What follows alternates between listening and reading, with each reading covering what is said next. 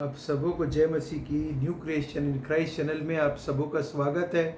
और हम इस समय स्टडी कर रहे हैं द बुक ऑफ लूका रचित समाचार, और हम पहुंचे हैं उसके 21वें अध्याय में। और यहाँ पे परमेश्वर का कलाम हमें बता रहा है किस प्रकार से प्रभु यीशु मसीह ने एंड टाइम्स के विषय में बातचीत करी। और जो लूका रचित समाचार उसका 21वें अध्याय में जो पाया जाता है वो सेम मत्ती 24 में भी पाया जाता है। और मैं मत्ती 24 से इस बात को फोकस करूंगा।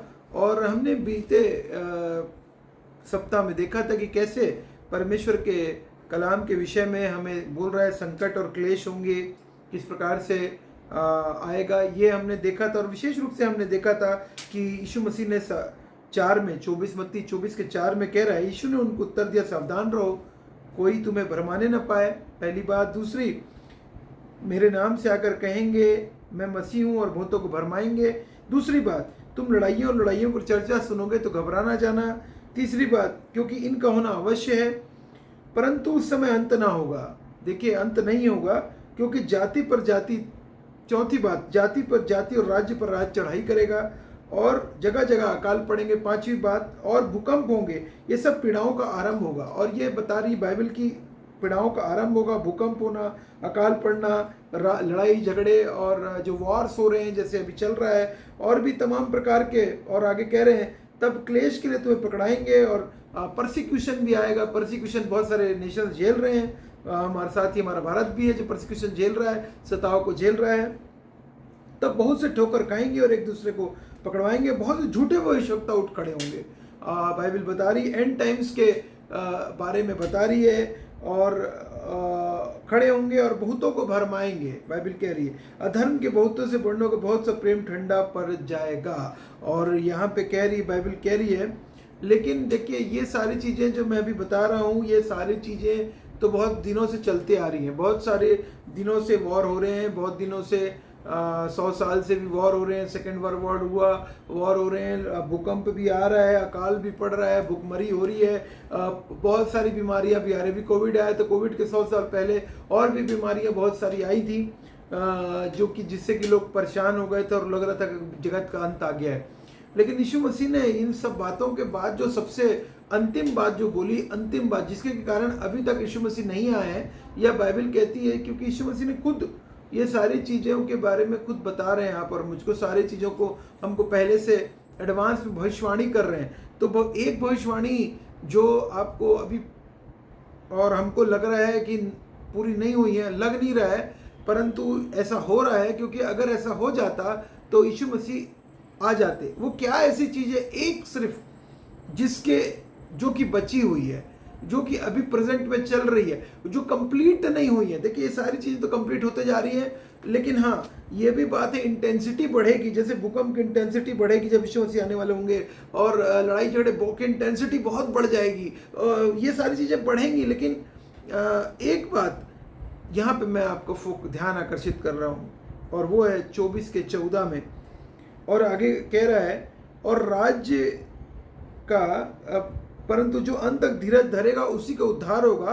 और राज्य का यह सुसमाचार सारे जगत में प्रचार किया जाएगा कि सब जातियों पर गवाही हो, तब अंत आ जाएगा। आई रिपीट, तब अंत आ जाएगा। और राज्य का यह सुसमाचार क्या है? सुसमाचार यीशु मसीह हमारे लिए पृथ्वी पर आए, हमारे लिए मारे गए, हमारे लिए गाड़े गए, हमारे लिए जी उठे, हमारे लिए फिर से आने वाले हैं उद्धारकर्ता के रूप में, और हम उसके साथ अनंत काल तक स्वर्ग के राज्य में प्रवेश करेंगे। यीशु मसीह जिंदा खुदावंत है, वही हमारे लिए इस पृथ्वी पर परमेश्वर ने भेजा है पाप से क्षमा के लिए।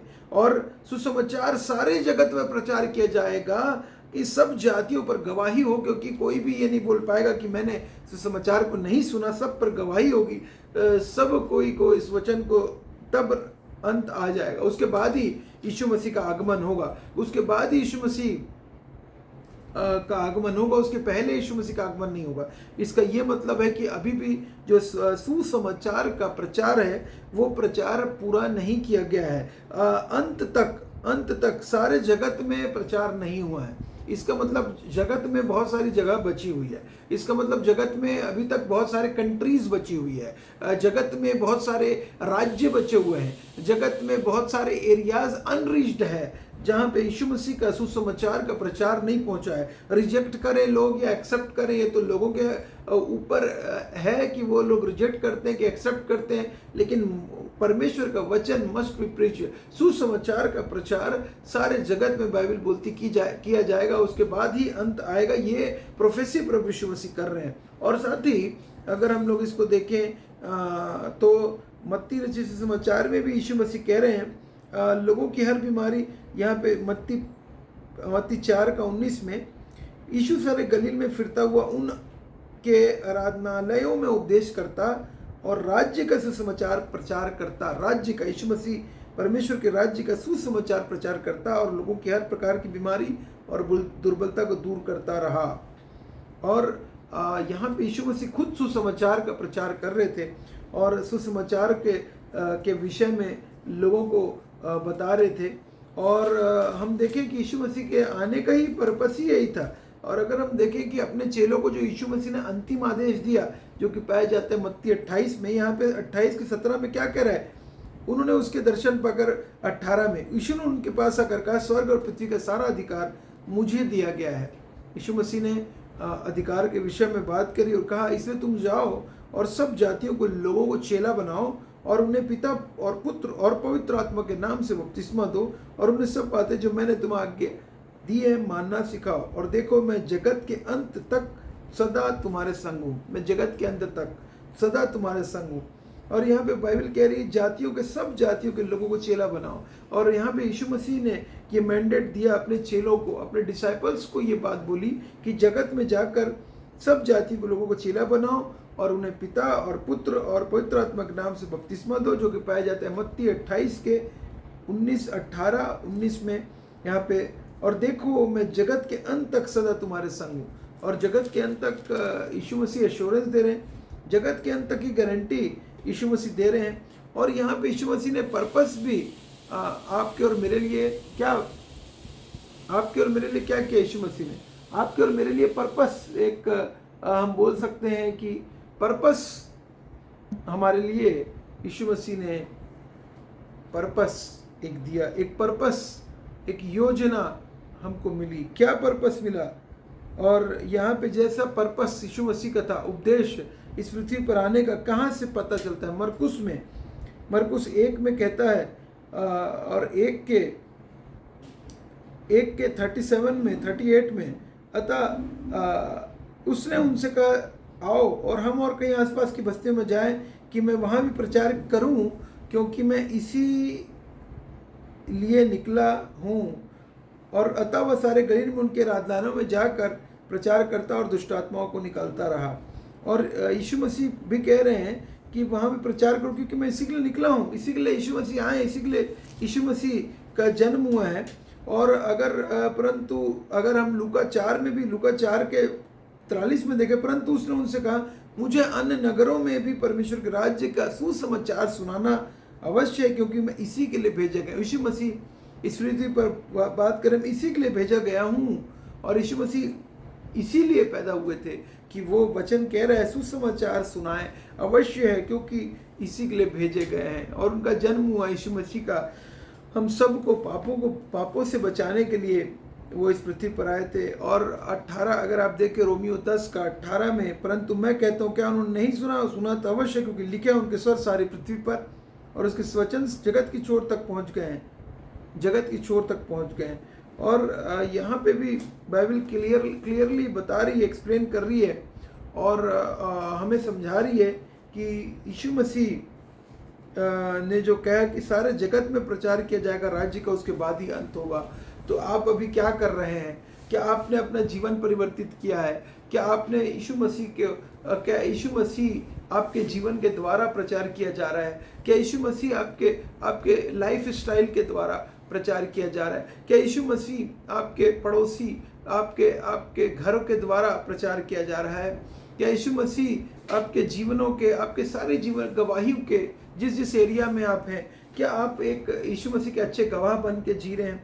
क्या आप एक लाइट बन के, यीशु मसीह की लाइट बन के जी रहे हैं? और यहाँ पे बाइबल भी कह रही है सबका न्याय आसन के सामने हर कोई खड़ा होगा। और प्रकाशित वाक्य 14 में भी कह रहा है, बड़े शब्द से कहा, परमेश्वर से डरो। और फिर मैंने एक और स्वर्गदूत को आकाश के बीच में उड़ते हुए देखा, और जिसके पास पृथ्वी पर के हर एक के रहने वाले की हर एक जाति और कुल और भाषा और लोगों के को सुनाने के लिए सनातन सुसमाचार था। और आगे कह रहा है, उसने बड़े शब्द से कहा, परमेश्वर से डरो, उसकी महिमा करो, क्योंकि उसके न्याय का समय आ पहुंचा है।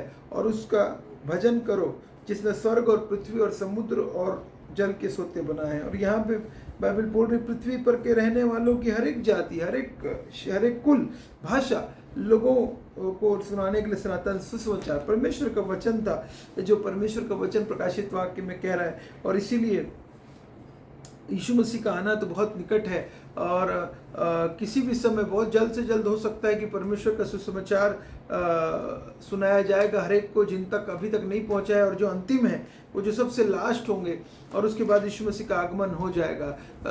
तो हमें नहीं पता है कि यीशु मसीह का आगमन कब होगा, लेकिन हम इस बात को, जो यीशु मसीह ने जो बातें हमें बताई हैं, ये बातों के सोर्स के आधार पे हम उस आने वाले यीशु मसीह के समय को समझ सकते हैं। उसके टाइम और ईयर और मंथ नहीं बता सकते, लेकिन हम समय को कि उस ट्रेंड को देखकर, इस सारी बातों के ट्रेंड को देखकर समझ सकते हैं, जान सकते हैं हम।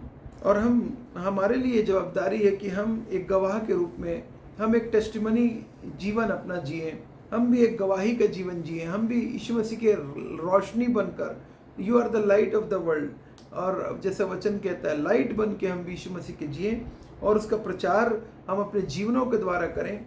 हम अपने मनों के द्वारा, परिवार के द्वारा, कार्यों के द्वारा, सबके द्वारा परमेश्वर को महिमा दें, परमेश्वर की स्तुति करें, और उसके नाम को पवित्र कहें, धन्य कहें। आप सबों को परमेश्वर बहुत ऐसे आशीष दे। जय मसीह की।